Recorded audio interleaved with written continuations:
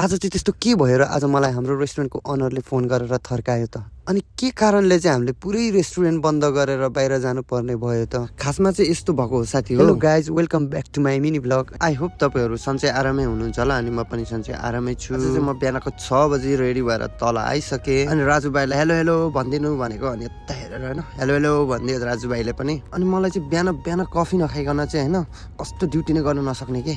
अनि म चाहिँ कफी सबै लिएर आइसकेँ। सबैभन्दा पहिला चाहिँ मैले मेरो बलदिया कार्ड चेक गरेँ किनभने एक्सपायर भएको छ भने अहिले बलदिया एकदम धेरै टाइट छ क्या कुवेतमा, त्यही भएर मैले चाहिँ चेक गरेँ होइन।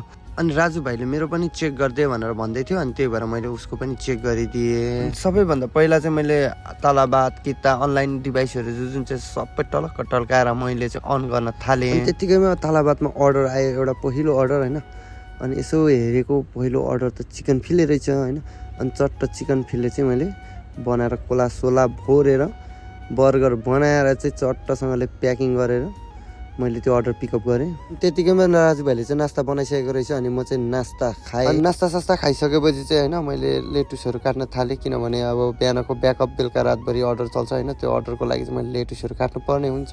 अनि राजुभाइलाई चाहिँ ओनरले फोन गरेको रहेछ अनि राजुभाइले चाहिँ इङ्ग्लिस नबुझ्ने कारणले चाहिँ मलाई दिनुभयो अनि म चाहिँ ओनरसँग कुरा गर्न थालेँ होइन। खासमा चाहिँ अर्डर चाहिँ आएको रहेछ अनि अर्डर चाहिँ राजुभाइको वाट्सएप नम्बरमा आएको रहेछ अनि राजुभाइले चाहिँ त्यो वाट्सएपमा इङ्ग्लिसहरू नबुझ्ने कारणले गर्दाखेरि चाहिँ मलाई फोन दिनुभयो अनि मैले हेर्दाखेरि चाहिँ अर्डर चाहिँ ढिला भइसकेको रहेछ।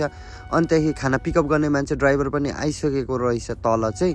अनि त्यो कारणले नि हामी चाहिँ अब अर्को रेस्टुरेन्टतिर खाना लिनु जानुपर्ने भयो। अनि चाहिँ मैले चाहिँ रेस्टुरेन्ट बन्द गरेर चाहिँ हामी चाहिँ लाग्यौँ अर्को रेस्टुरेन्टतिर किनभने त्यो अर्डर चाहिँ अलरेडी गरिसकेको र पैसा तिरिसकेको कारणले गर्दाखेरि चाहिँ हामीले चाहिँ त्यही अर्डर ल्याउनको लागि चाहिँ हामी चाहिँ गयौँ। त्यो अर्डर चाहिँ यो रेस्टुरेन्टमा पाउँदो रहेछ अनि हामीले चाहिँ त्यो रेस्टुरेन्टमा चाहिँ त्यही अर्डर किनेर चाहिँ हामीले चाहिँ कस्टमरलाई पठाइदियौँ साथीभाइहरू।